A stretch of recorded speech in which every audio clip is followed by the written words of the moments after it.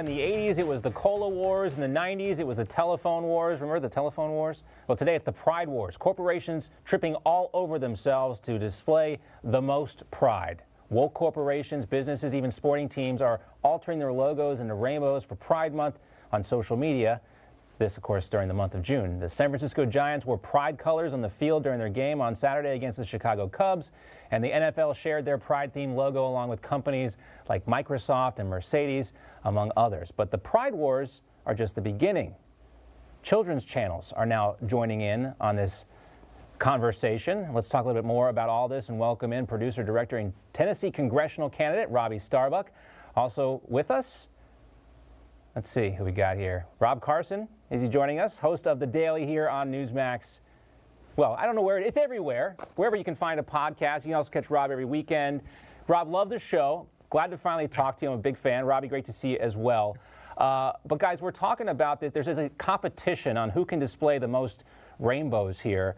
You know, there have been significant advances, Robby, when it comes to gay Americans. They now have the right to marry. We saw President Trump's Supreme Court justices extending the 14th Amendment to include gender and sexual orientation preferences. So what is the fight here that's being had in this country with these corporations? What are they really advocating for, Robby? They're not actually advocating for anything. They're advocating for woke points, you know, and not anything real, at least, you know, but that's what they want. They want a virtue signal to have that social acceptance on the left. And this is actually an extension of the fact that the Democratic Party has become the corporatist party. So as these corporations and the Democratic Party fuse together, they need to find ways to signal to the Democrats that they're with them. And this is one of the ways they're doing that. But like you said, the development with the way this has gone towards children and is being pushed towards children takes it to a whole different place where it's not just virtue signaling anymore. It becomes grooming. They're grooming our children. And I'm sure we're going to talk about that more, right? Yeah, I mean, you know, I have 3 kids. Rob, I know you've talked about your family a lot. I wanted to play this video that debuted on Nickelodeon's TikTok page or something over the weekend. Let's take a look at this. This is what they're showing our kids right now. I think we have the video.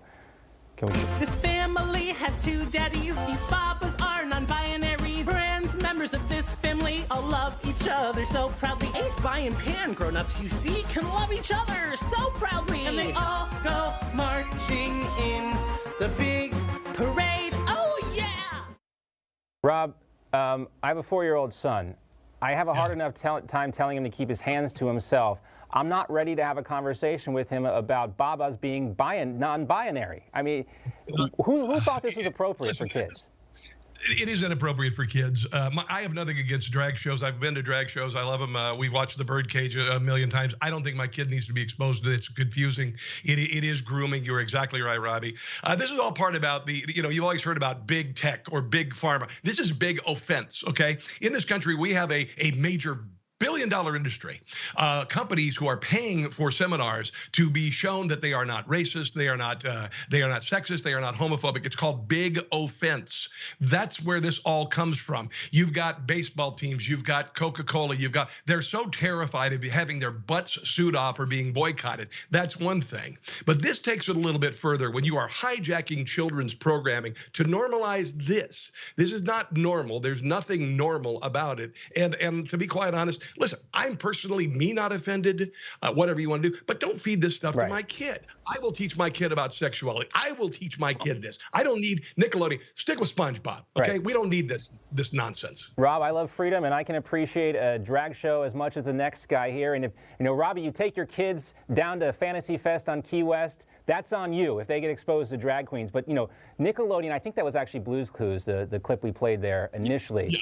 Yeah. We had them backwards. But, there should be a safe place. There are specific laws against advertising towards kids for certain products here.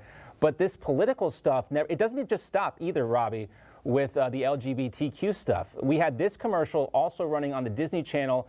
It was an ad for Black History Month. Take a look. From front lawn activist to Madam Vice President, she will use her voice to run this nation and inspire it too. Kamala Harris, making her story. Use your voice. I mean, this was like almost an in-kind political contribution from the Disney Channel to the Biden-Harris administration. That's exactly what it is. It's not just an in-kind contribution. This is the grooming of children in multiple ways. Number one, the stuff we saw earlier on Nickelodeon, that is the most overt sexual grooming that we have going on in entertainment today. They are pushing these sexual themes on kids on purpose. And the reason why is because they're after our kids' votes, okay? If they can align all of our kids subconsciously, there's something in Hollywood we call the mirror exposure effect. The more times you expose a child to an idea or a young person to an idea, the more likely they are to find it acceptable. That's what they're doing through this programming, so that later on in their political life, they'll be told about certain values from one side and then the other side.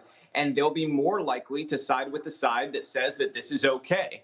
I'm here to say this is not okay, and this is part of why I'm running for Congress. We need people like me there who are not afraid to go after these companies and say, stop grooming our children. We will enforce the law. We will pass laws to go after you if you do this to our children. Our kids are not your political pawns. They're not your guinea pigs for social experiments. We are going to leave sex and sexual orientation out of programming with children altogether. That is where we need to go in the United States. And we need to keep politics out of all this, out of education, out of all of it.